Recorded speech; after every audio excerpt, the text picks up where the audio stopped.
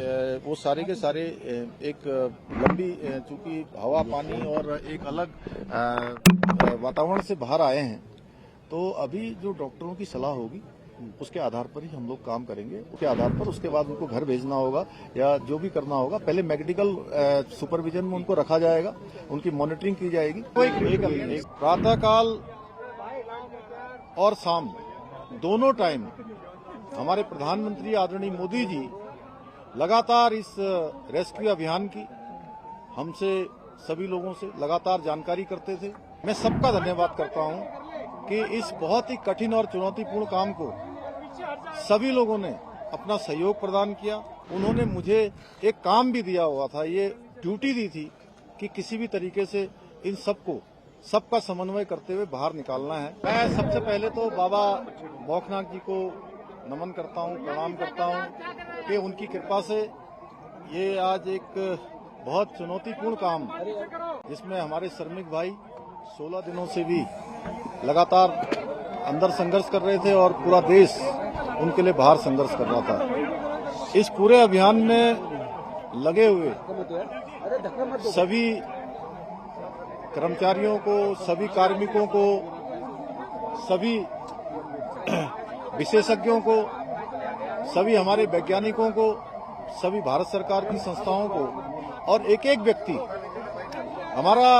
व्यक्ति जो मीडिया से भी थे उन समेत मैं सबका धन्यवाद करता हूं कि इस बहुत ही कठिन और चुनौतीपूर्ण काम को सभी लोगों ने अपना सहयोग प्रदान किया और बहुत चुनौतीपूर्ण काम होते हुए भी प्रातःकाल और शाम दोनों टाइम हमारे प्रधानमंत्री आदरणीय मोदी जी लगातार इस रेस्क्यू अभियान की हमसे सभी लोगों से लगातार जानकारी करते थे, लगातार अपना जो सहयोग देना था, जो उनका एक संबल था और उनका जो एक सहयोग और हम लोगों को जो भरोसा था और जो उन्होंने, मैं कहूं व्यक्तिगत रूप से उन्होंने मुझे एक काम भी दिया हुआ था, ये ड्यूटी दी थी कि किसी भी तरीके से इन सबका समन्वय करते हुए बाहर निकालना है। तो उनका अगर संबल न होता, उनका इतना जिस प्रकार से आज भारत सरकार की सारी हमारी एजेंसियां इस काम में लगी, तो निश्चित रूप से जो कठिन काम भी हमारे लिए आसान हो गया। मैं उनका भी धन्यवाद करता हूं कि और अभी भी उन्होंने जैसे ही हमारे सभी श्रमिक भाई बाहर आए, उनका अभी दूरभाष पर फोन आया था और उन्होंने कहा कि सभी को मेडिकल उनका चेकअप ठीक से करना है, उनके परिजनों की सबकी कुशल क्षेम जानी, उनकी चिंता करनी है, उनके घरों तक ले जाने की उनकी व्यवस्था करनी है। सभी प्रकार से उन्होंने संपूर्ण चिंता करने का काम किया है। हमारे और भी सभी लोग इस काम में लगे हुए थे और विशेषकर से उत्तराखंड के हमारे सभी देवी देवताओं का भी मैं उनको भी नमन करता हूं कि उन्होंने बहुत काम किया।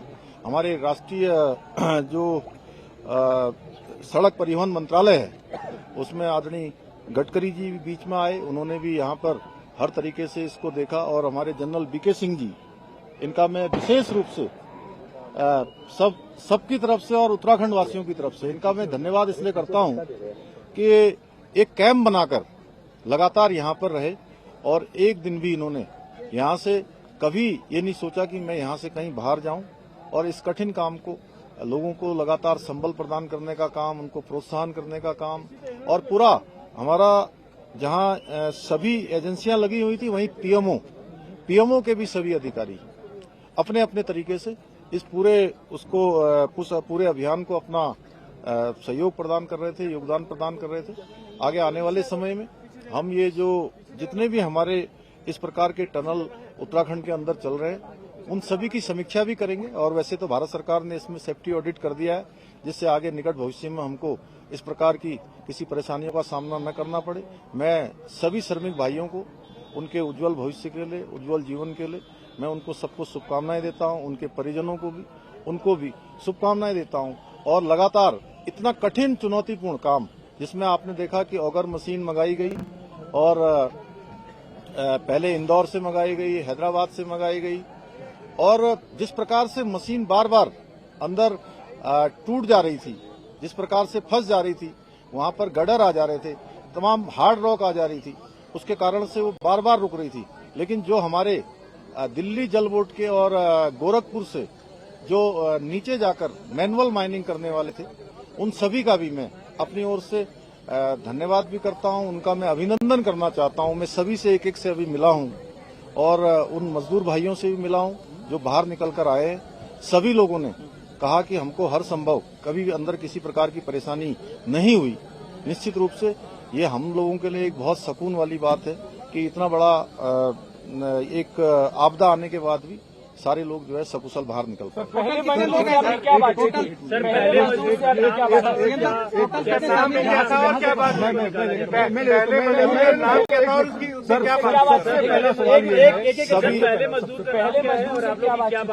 सभी देखिए अलग अलग थे, जैसे कि अंदर विशेष रूप से जो हमारी शुरू से बात हो रही थी उसमें सबा अहमद, गब्बर सिंह और अखिलेश, तीन इनके जो टीम लीडर थे उनसे लगातार हमारी बात हो रही थी। उसके बाद आने वाले सभी लोगों से लगातार बात हुई है। सभी पूरे देश भर के जितने भी मजदूर भाई उसके अंदर थे, सभी ने स्वयं ही आकर, चूंकि उनके लिए बहुत ही भावुक क्षण था, लेकिन उसके बावजूद भी उन्होंने कहा कि हमको किसी परेशानी का कोई सामना नहीं।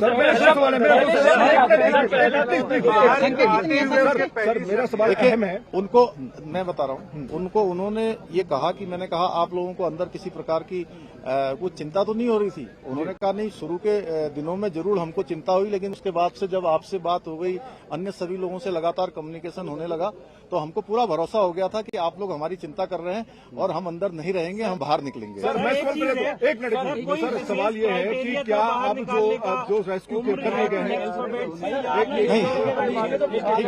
नहीं वो अच्छा प्रश्न पूछा, मैं बता रहा हूँ। एक मिनट इन्होंने जो पूछा मैं बताता हूँ।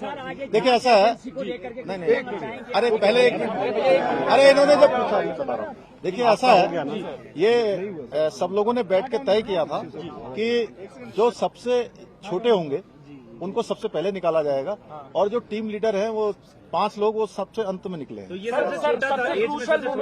हाँ, एज में और जो भी क्राइटेरिया बनाया गया था। सर सबको निकाल लिया गया है, सबको निकाल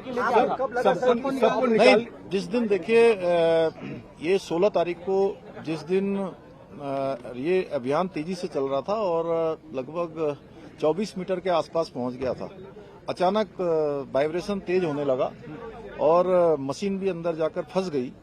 वो मोमेंट बहुत ही कठिन था और चूंकि उस दिन मैं एक कार्यक्रम के बाद मैं जैसे ही भोजन करने को जाने वाला था 3 साढ़े 3 बजे, और मुझे जैसे सूचना मिली तो वो मुझे एकदम से बहुत बड़ा मुझे एक झटका जैसा लगा। लेकिन मेरा ईश्वर पर और बाबा बौखनाथ पर पूरा भरोसा था कि वो निश्चित रूप से सबका जीवन बचाएंगे, सबको सुरक्षित बाहर निकालेंगे और उनका आशीर्वाद तमाम मजबूर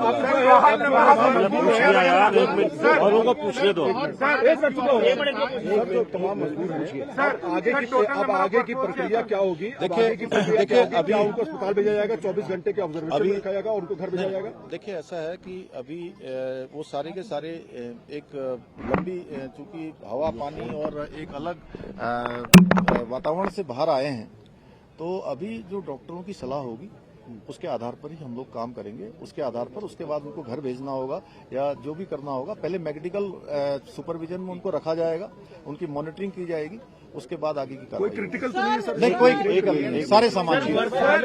एक मिनट इनको पूछने दो, उसके बाद आपके पास आ रहे हैं। सर वर्कफोर्स कितना था, कितने लोगों को लगाया हुआ था, खासतौर पर अगर ऑपरेशन की बात करें? कितना बड़ा magnitude in terms of number? देखिए अब ये नंबर तो मैं आपको देख के बता दूंगा, लेकिन इसमें जिन जिन लोगों की भी आवश्यकता पड़ी और देश के अंदर और विदेशों में भी जो टेक्नोलॉजी और जो विशेषज्ञ इसके थे, हमने सभी से कंसल्ट किया था और जो सबसे अच्छा रेस्क्यू हो सकता था उस तरफ हम लोग बढ़े। हालांकि कठिनाई आई। एक मिनट बात कंप्लीट कर लेंगे। जी सर बोलिए। जी सर, तो वो अभी एस्टिमेट लगाना मुश्किल है, वो आपको बता देंगे अलग से। और जितने भी लोग लगे यहाँ पे कौन थे? आप थे? आपका हो गया। आप भी बाबा बागनाथ के मंदिर में गए, वीके सिंह भी बाबा बागनाथ के मंदिर में गए। गांव वालों का कहना है कि जब तक मंदिर नहीं बनेगा हम आगे काम नहीं होने देंगे। क्या सरकार वो पहले ही हम लोगों ने तय कर लिया है कि मंदिर वहाँ पर बनेगा, बाबा बौखनाथ की कृपा से। गाँव वालों से पूछने से पहले ही वो डिसाइड हो गया। वो डिसाइड हो गया ऑलरेडी। 100 मोटो हम लोगों ने लिया। एक मिनट बाबा, एक मिनट। इस पूरी कड़ी में रैट माइनर्स की भूमिका कितनी अहम थी? वो अंतिम पड़ाव में आए और पूरा ये आपने शायद मैंने जो सबसे पहले बीच में बोला था, आपने शायद उसको ध्यान नहीं दिया। वो उनकी बहुत बड़ी भूमिका थी। दिल्ली जल बोर्ड से भी आए थे, गोरखपुर से भी आए हुए थे। उन लोगों ने मैनुअली जाकर जो काम किया वो बहुत निर्णायक इस पूरे अभियान को निर्णय तक पहुंचाने का काम उन्होंने भी किया है। सर, मजदूरों के लिए किसी राहत राशि का ऐलान किया गया, कोई समर्थन राशि उनके लिए? नहीं, सभी सर, समर्थन राशि, राहत राशि। प्रधानमंत्री जी ने ट्वीट किया है, फर्स्ट डे से लास्ट दिन तक वो चुनावी व्यवस्था के बावजूद इस पर मॉनिटरिंग करते रहे। उनकी संवेदनाएं पूरे देश ने देखी है, क्या कहेंगे? मैंने आपको वो शुरुआत में ही कहा था कि माननीय प्रधानमंत्री जी का अगर इतना विशेष इस पर अभियान पर ध्यान नहीं होता, विशेष उनका जोर नहीं होता, तो इतना कठिन चुनौतीपूर्ण अभियान इस तरीके से पूर्ण करना आसान नहीं होता। और उन्होंने और अभी भी उनका कितना ध्यान है कि प्रातःकाल जब वो चुनाव अभियान में निकलते होंगे, प्रत्येक दिन जानकारी लेते थे और किस प्रकार से रेस्क्यू अभियान को चलाना है उस प्रकार से करते थे। एक तरह से मैं उत्तराखंड का मुख्य सेवक हूँ, मुझे उन्होंने एक काम दिया हुआ था कि किसी भी तरीके से इस काम को सफलता की ओर ले जाना है। इसको सफल करना है। एक minute somebody else is there। हाँ, कोई और है इधर? सर, आपने कब ठाना कि मुझे यहाँ कैंप करना पड़ेगा और आपने लगातार कैंप किया? नहीं, मैं दीपावली के अगले दिन यहाँ आया था और उस दिन के बाद फिर मैं लगातार यहाँ आता रहा बीच में। और एक समय ऐसा आया कि अभियान हमारा बहुत तेजी से आगे बढ़ रहा था, फिर बीच में रुका। जब बीच में अभियान रुका तो उसके बाद मैंने तय किया कि जब तक ये अभियान पूरा नहीं होगा मैं सारा कामकाज यहीं पर रुककर करूंगा, कामकाज भी करूंगा और इस अभियान को भी पूरी तरह से देखूंगा। एक मिनट।